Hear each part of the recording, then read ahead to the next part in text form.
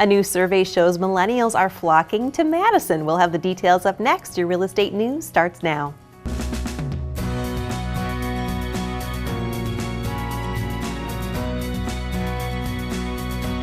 Thank you for watching your real estate news. I'm Stacy Hansen. It's time for this week's real estate numbers with a look at the percent change in residential sales throughout South Central Wisconsin for the month of December 2016, according to the Wisconsin Realtors Association. In Dane County, sales were up 18.8%. In Columbia County, sales were down 4.5%. In Rock County, residential sales were down 5.9%. In Greene County, sales were up 55.2%. In Sauk County, sales were down 4.1%.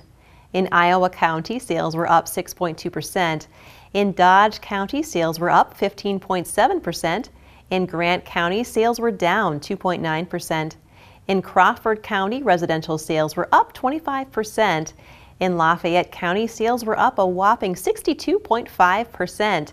In Richland County, sales were down 27.3%, and in Jefferson County, sales were down 15.7%.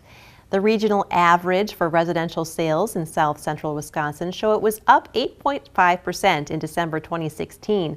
There were 1,130 total sales in Southwest Wisconsin that month, according to the Wisconsin Realtors Association. 550 of those were in Dane County.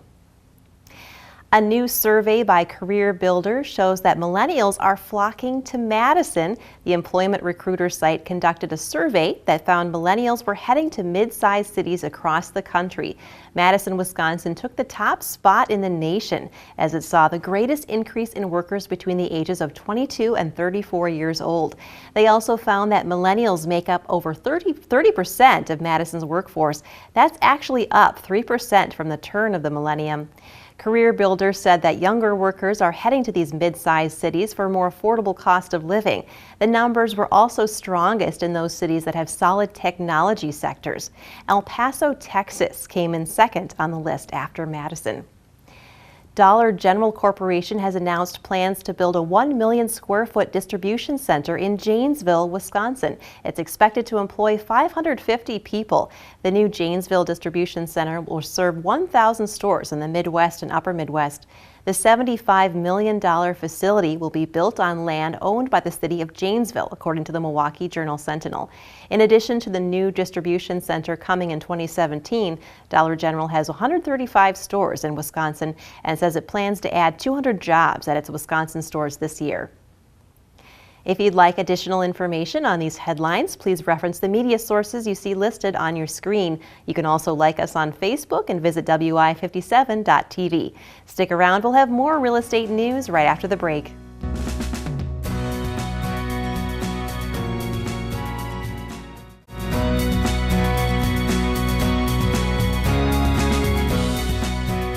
Welcome back to the Real Estate News. I'm now with Jason Schmidt from Acquire Restoration. Welcome, Jason. Good to have you here. So you guys do a lot of work over there at Acquire. What would you say is the most common issue that property owners are faced with that you can assist with? Well, when you're trying to purchase a home, the biggest thing that we see is mold in attics and basements. That really seems to be common lately. So we get a lot of calls on that pre-closing and sometimes just immediately after a home inspection. So how quickly can you respond to issues that are maybe brought up in a home inspection like that? Well, we've got an emergency response team. We're used to responding to fires and water damages and flooding. So that team is on call 24 hours a day, 7 days a week. Now with a mold job like this, we would come in and we're very capable of getting them done quickly prior to closing, with no issues whatsoever slowing up that process. What are some of the causes of some of this mold growth in homes that you're seeing? So a lot of those older homes have improper ventilation, and the bathroom vent fans are venting directly into the attic and not out through the roof or through the soffit. And that's going to add to moisture in those attics, and it's just a hotbed for mold growth. If the seller maybe discloses that they had fungal remediation in the past, how do you know it was done properly? Well, there's a couple of ways you can do this. We can review the inspection reports from the previous remediation contractor, or you have an IEP, which is an indoor environmental professional, come in and do a test for you. They should be able to let you know very quickly whether or not that remediation was done properly. What if the seller has water damage or flood just prior to their closing? Well, again, we have an emergency response team that can respond within generally about an hour of the phone call, the initial phone call. We dry those down very, very quickly, and it generally won't slow down or stop the closing proceedings. It's great to know that you can be there to help them, and so quickly too. Well, thanks, Jason, for stopping by today.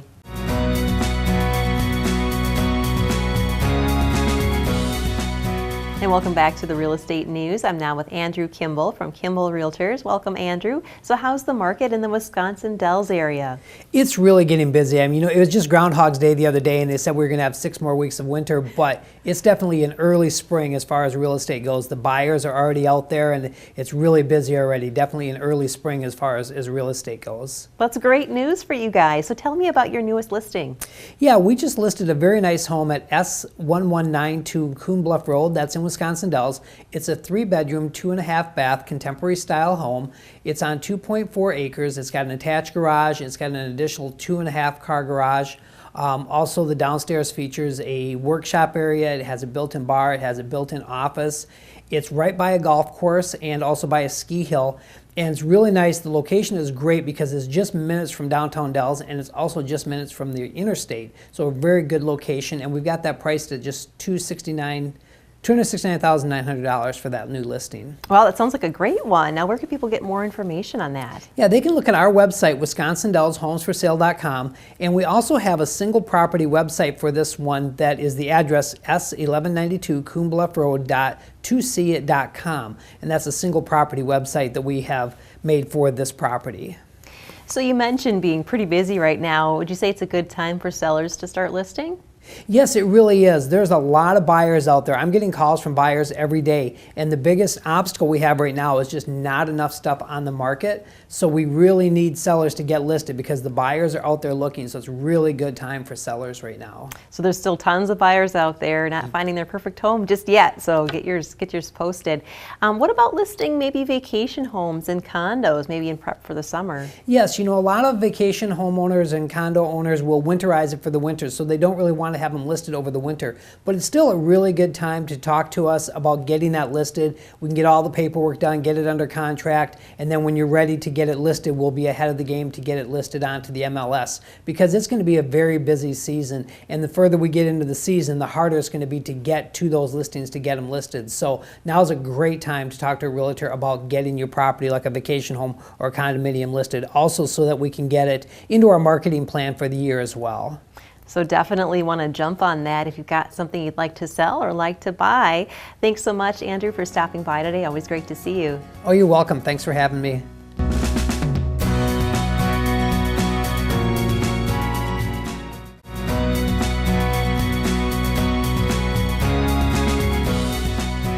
Welcome back to the Real Estate News. I'm now with Peggy Adams from Solidarity Realty. Welcome, Peggy. Great to have you here. So tell us a little bit about Solidarity. Thank you for having me. I must say I'm a big fan of this show. Oh, thank you. Great. Alrighty. So to start off, I'd like to just kind of say how we were born. We were born in 2011. We are a local independent real estate firm.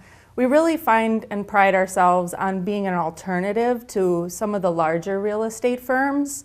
A big part of what we do and that we really think is special about us, we work as a team quite often.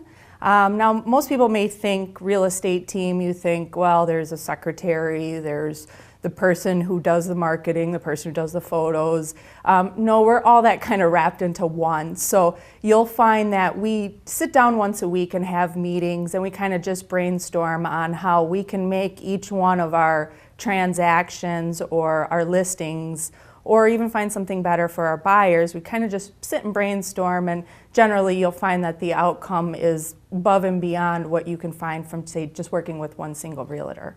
Now, I hear you won't participate in dual representation, which I thought was interesting. Tell us a little bit about what that means. Yeah, now that's quite important for folks to realize.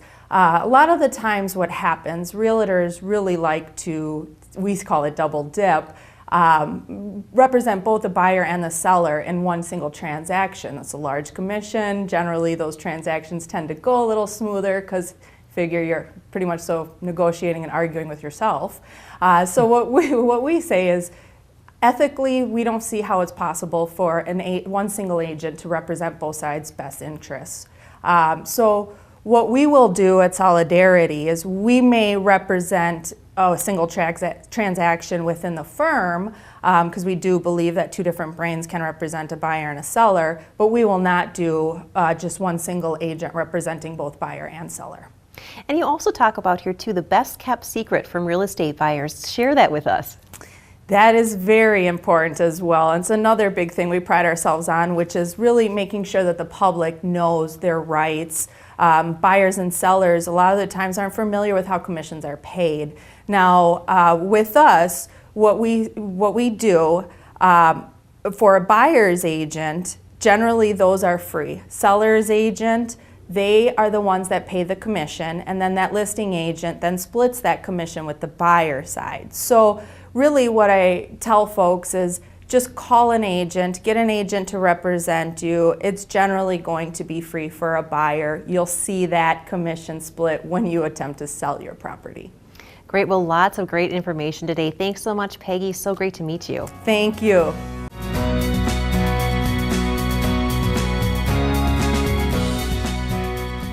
And welcome back to the Real Estate News. I'm now with Eric Hoppenschild from Pacific Union Financial. So Eric, how has the mortgage market changed in the last couple of months? Because we're seeing a lot going on. You were right about that. Rates have changed pretty dramatically since Mr. President Trump has gotten elected. And then the Fed had met in December, shortly after the election, and they increased the benchmark rate as well. So we've seen interest rates go up by about 0.75% since the election in early November, which has obviously affected the markets pretty dramatically. So there's a lot going on in a relatively short period of time. What does this mean to the home buying public then? Well, essentially what it means is the same house now costs you a little bit more money. When mortgage rates move north or go up, that means your monthly mortgage payment goes up. So it affects your buying power. So, what we're thinking and what the Fed has kind of guided us towards is that we're going to see rates continue to rise throughout the year, which is going to mean that the same house is going to continue to cost more. So really what I think the bottom line is that now is a great time to buy. It's only going to cost you more money the longer you wait. So, again, it may move some buyers into the market, which were on the sidelines still just because of now they're forced to as these rates go up. So there's a lot going on out there. What other changes have occurred that you've been noticing? Yeah, so a couple of the changes that have just been enacted. One is the Freddie Mac and Fannie Mae have increased the maximum loan amount, which obviously allows you to borrow a little bit more money and still under the conventional guidelines. So you used to be capped at $417,000 on a conventional loan. Now you can go up to $424,100. So got a little bit more wiggle room in there while still operating under the normal conventional guidelines. On the same token, FHA and government loans have also increased their maximum mortgage amounts, and that's based off of a per county area. So good news is you can get a little bit bigger loan now without the expanded jumbo guidelines. So as you can see, you're getting a very expert opinion here from Pacific Union Financial. Definitely great to work with them. How can people get in touch with you if they'd like to do so? Yeah, absolutely. You can certainly give me a call at my office. My number is 920-397-3161, or via email, which I believe is on the ticker below. Great. Well, thanks so much, Eric. Great to see you again. Thanks. You too.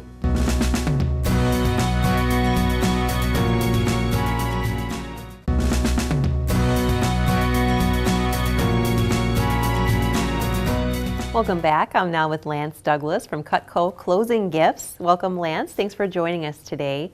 So let's talk a little bit about why buyers and sellers might switch their realtors over the years.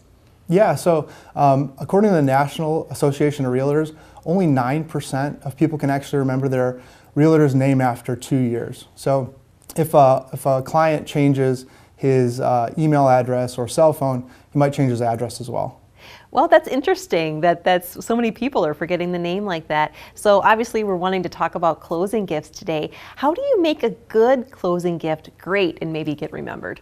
Yeah, so a lot of times people just look at the shift from buying something that's likable or consumable into something that's going to be around for a long time. Something that's sensible, that they use every day, something that they know that they're going to be able to see that person's name all the time.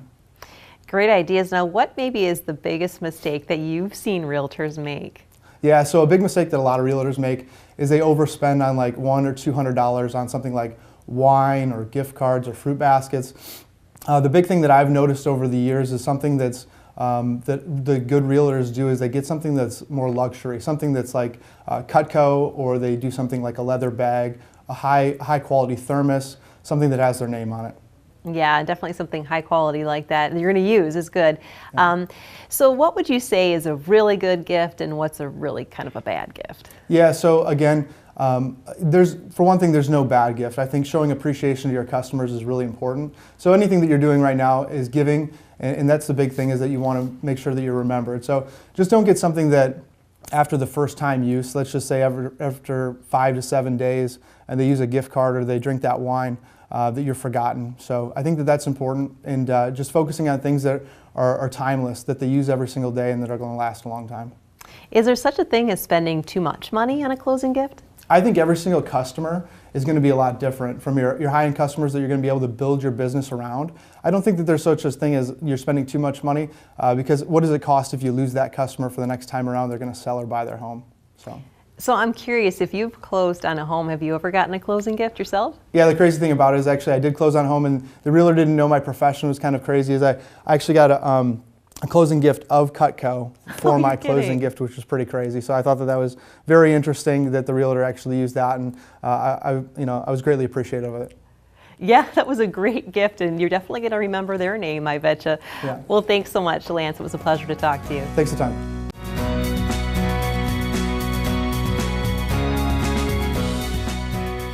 And welcome back to the Real Estate News. I'm now with Jeff Grundall from Brio Design Homes. Welcome, Jeff. So nice to meet you. So tell me a little bit about your company and the types of homes that you build. Well, Brio Design Homes is truly a custom home builder. We have been in business for more than 25 years, and we really focus on style. And that style is really individualized for people. And it's your house, it's not our house. So it's really about what you're after. We do everything from modern styles all the way down to natural and rustic style homes. So you've been in business for a long time. You've seen a lot of different types of homes being built. Any advice for people that are considering maybe building a new home? Yeah, good question. As far as advice goes, we really suggest that people focus on the process. There's lots of great people in the industry, lots of ways to get things done. But I think people's expectations today are different enough that we feel they should focus on the process, and how they're getting to the finish line, I think, is really important. Now, can you offer some help in people in terms of location maybe and lot selection and things like that? Yes, absolutely.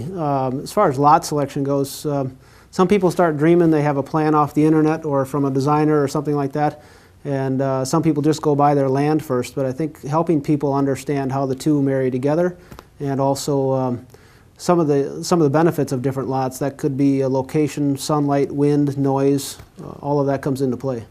Some things to think about that maybe I think I wouldn't have thought of. Now, on the topic of design, should homeowners start with the design or the builder? Should they kind of know where they're going? Well, that's an age-old question, and quite honestly, we have a saying in our office that says you should put the winners on your team first or before the race. And therefore, we kind of feel the same way when it comes to builders and designers. We really feel like owners are best served if they assemble their team, meaning their builder and their designer at the same time. That's a good tip, too. Maybe before you go too far down one path, you've got some experts there with you. Mm-hmm. Wondering about some recent trends that you're seeing incorporated into some new homes you're doing. Well, some of the trends we're seeing, a lot of the finish trends, you see a lot of white finishes today. Maybe we didn't see those many years ago. The sliding, what we call sliding barn doors, are very, very popular. And believe it or not, brass is coming back in style, and it's not the bright brass you used to see, but it's more of a muted brass, but is becoming very popular.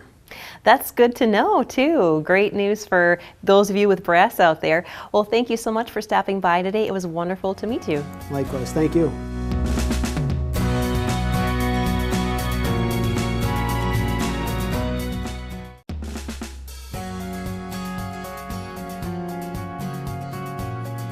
Thanks to our guests for stopping by today, and thank you, our viewers, for tuning in. Be sure to join us again next week. I'm Stacy Hansen for the Real Estate News, making a positive impact and leading the real estate market.